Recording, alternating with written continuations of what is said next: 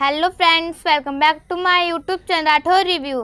गुम है किसी के प्यार में लेटेस्ट एपिसोड की अपडेट आपके लिए लेकर आई हूँ। नील गुस्से में लीना से कहता है कि मुझे तो आज ऐसा लग रहा है कि आप मेरी माँ ही नहीं हो।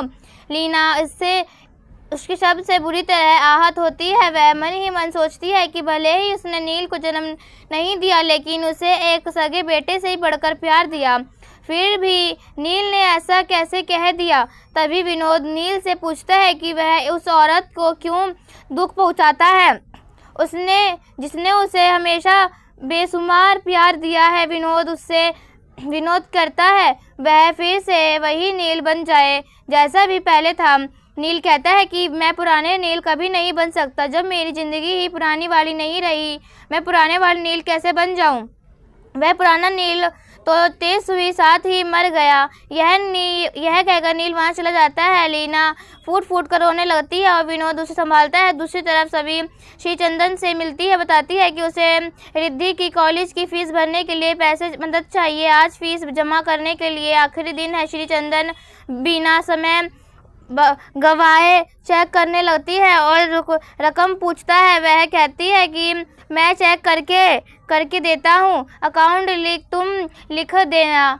लेकिन सही कहती है कि वह चेक नहीं ले सकती और बदले में अपने गहने दे देती है। वह कहती है कि मैं चेक तभी लूँगी जब आप यह गहने लेंगे। श्रीचंदन थोड़ा दुखी हो जाता है और कहता है कि वह ऐसा करके उसे पराया बना रही है। वह बताती है कि कई स्टूडेंट्स की पढ़ाई का खर्चा उठाता है और रजत की बहन की मदद करने के भी उसे कोई हिचक नहीं है, लेकिन सभी अड़ जाती है कि वह तभी मदद लेगी जब वह गहने लेगी। श्रीचंदन मुस्कुराकर कहता है कि रजत सही कहता है था कि तुम बहुत जिद्दी हो और पक्के उसूलों वाली लड़की हो। उसके बाद सभी कहती है कि उसे रजत के बारे में कुछ ज़रूरी बात करनी है। दूसरी तरफ सही नील को कॉल करती है और कहती है कि मुझे गाना सुनाना है, मुझे पापा की बहुत याद आ रही है, क्या आप मेरे लिए गाना गा सकते हैं। नील उदास होता है और तेजू की बात याद करता है और तेजू ने जो कहा होता है वह अच्छा गाता था।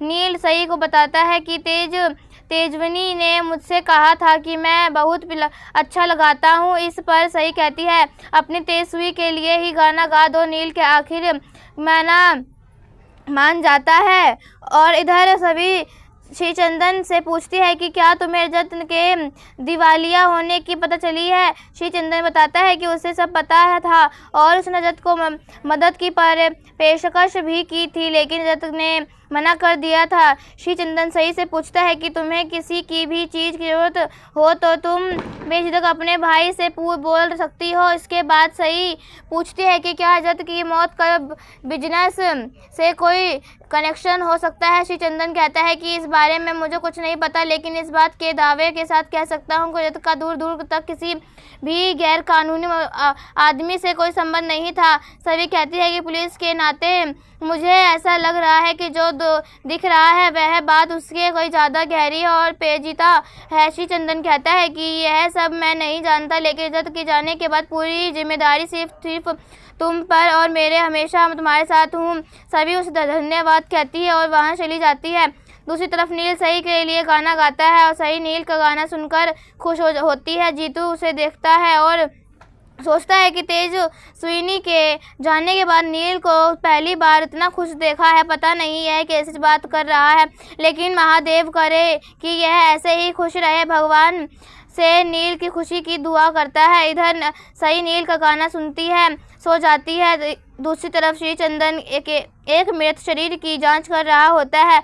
मारुति उसे बताता है कि उसने इस आदमी की हत्या सिर्फ 5 मिनट पहले ही करी है और किसी को शक भी नहीं हुआ।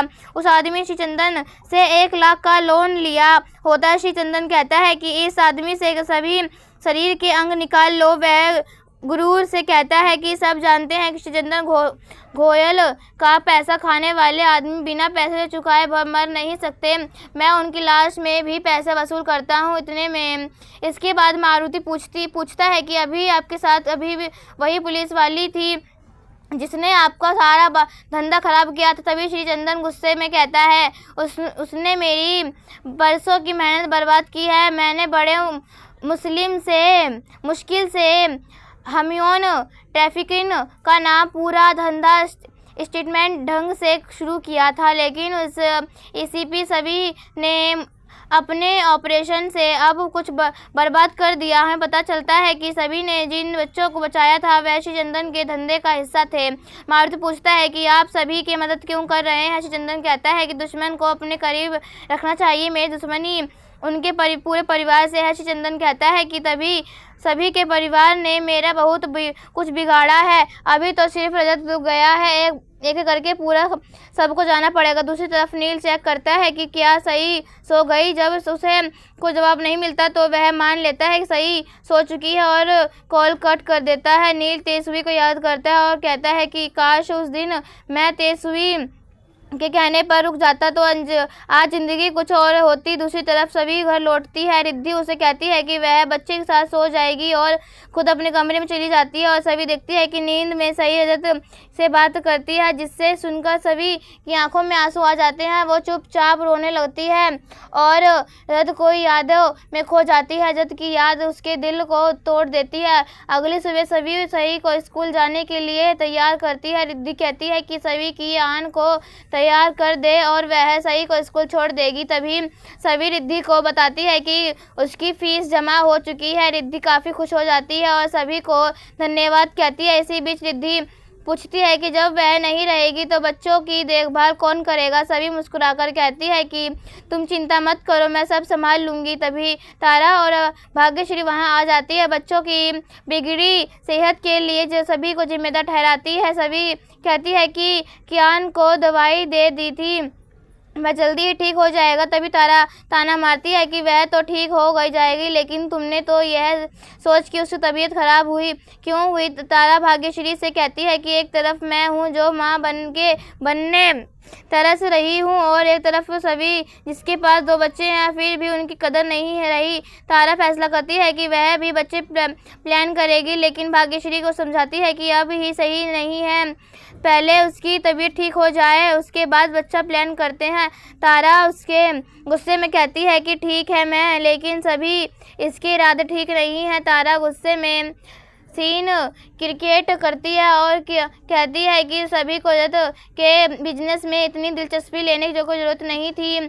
सभी कहती है कि मुझे बिजनेस हड़पने का शौक़ नहीं है, ऐसे घटिया इल्ज़ाम मत लगाओ। तारा पूछती है कि तुमने भास्कर से क्यों मुलाकात की थी। सभी जवाब देती है कि बहुत जल्दी सच्चाई सबके सामने आ जाएगी। इसी बीच भक्ति वहां आती है और कहती है कि उसे कुछ ज़रूरी बात करनी है। दोनों कमरे में चली जाती है। भक्ति कहती है कि मुझे कुछ सबूत मिले हैं। वह सभी को तेजू और ऋतुराज के गाने की वीडियो दिखाती है। सभी कहती है कि इससे क्या साबित होता है। भक्ति कहती है कि तेजविनी ऋतुराज को एक अटक देख रही है और मुझे पता चलता है कि ऋतुराज और तेजविनी के बीच कोई रिश्ता था। सभी कहती है कि नील तो तेजविनी के संपर्क में था। भक्ति कहती है कि यह मामला बहुत उलझा हुआ है।